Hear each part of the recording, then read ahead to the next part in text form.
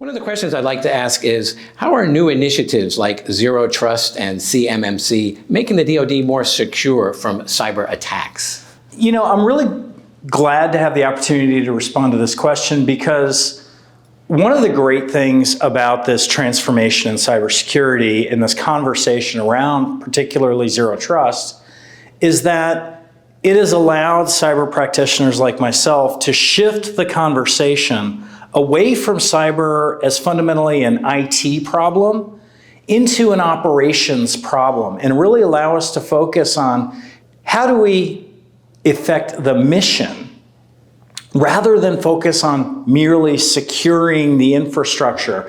You know, cybersecurity is more than just a lock. It can be a key to affect the mission goals, and that's what Zero Trust is all about.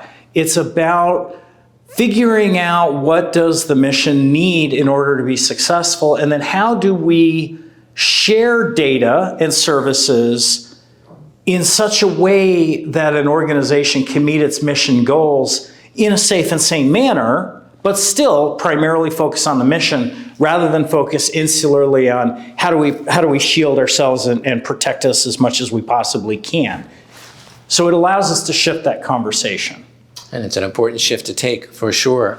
And then thinking at large about the Department of Defense, clearly one of the largest organizations in the world, how do we make DoD more nimble and more innovative? So the one thing that I've learned, so I actually did some time in Silicon Valley before coming to support the FSI community. And the one thing I learned from that experience is to build a little, test a little, learn every time. Sometimes that means our initial test, quote, fails, but really we never fail. We either succeed or we learn. And that's an approach that I think DoD can and should take on. And we're seeing this with the adoption of prototypes, exercises, experimentation in concert with industry, particularly the use of OTAs, the use of Naval X's and DIUX and other types of organizations like that.